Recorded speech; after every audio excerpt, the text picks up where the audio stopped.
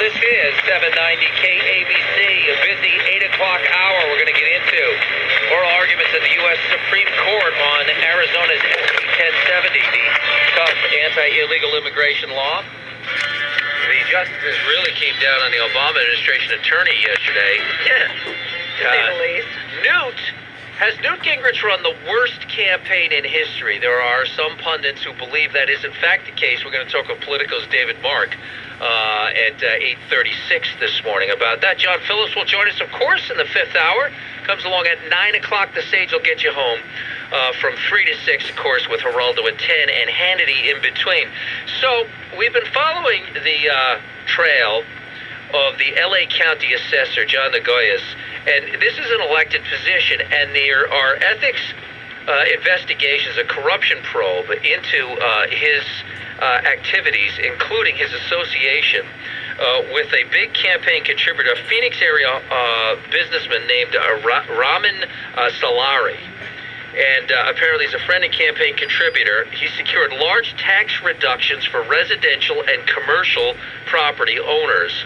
And his relationship with Solari has been at the center of this influence peddling probe that began last year. Well, really what it began was going back to February 6th, when reporters working for the Los Cerritos community newspaper were the first ones to actually break the story that there's a current criminal investigation going into Noguez's activities. Well, yesterday, we saw all kinds of activity at the Noguez's Huntington Park home, helicopters overhead, boxes being carted out, search warrants issued at, 12 different locations. And he, by the way, is in Mexico, according to his spokesman, Luis Reyes. He left the country last week to spend time with family following the death of his father, so he's not even here. And he may want to stay there for a while if this goes the way it looks like it's going. To talk to us about it right now, one of the reporters who broke the story from the Los Cerritos community newspaper, here is Randy Economy. Randy, how are you? Good morning, Doug. How are you? We're doing great over here in Cerritos. A little wet, but we're doing great. Well, we're happy to have you with us. So how did you get wind of this? Because this was really under the radar.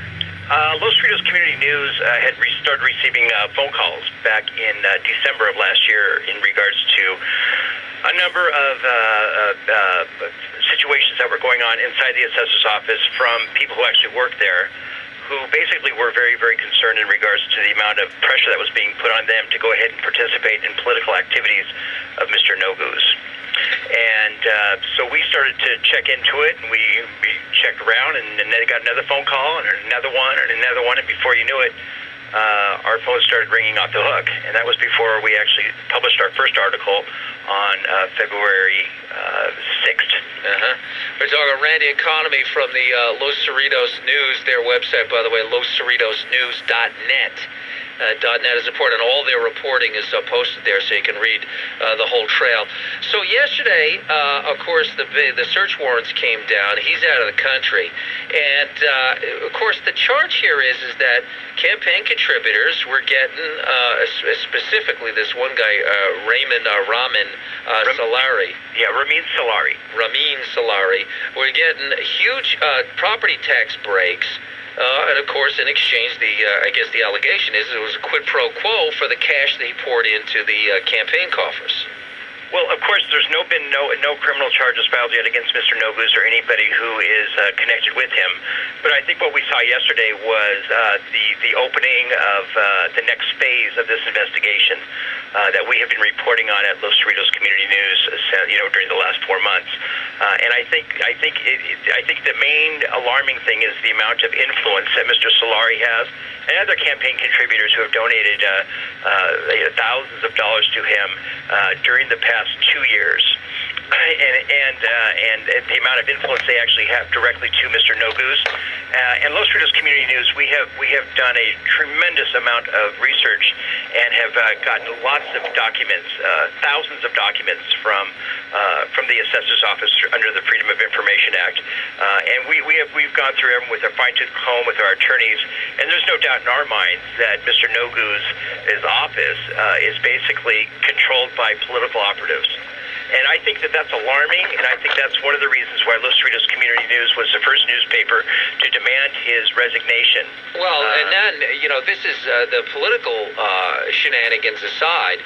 There's the other issue of just basic competence. We've had L.A. County Supervisor Zev Yaroslavsky on here the other day when he made the evaluation that the property tax rolls would grow by $18.6 billion, and the real number was $5.1 billion, leaving the county $50 million in the hole.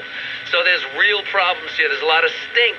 So far, no charges, but a lot of stink. Randy Economy, a reporter, Los Cerritos Community News.net is their website. Thanks for being with us. Appreciate it. It is 8:12 and 790 KABC does traffic first on the 2.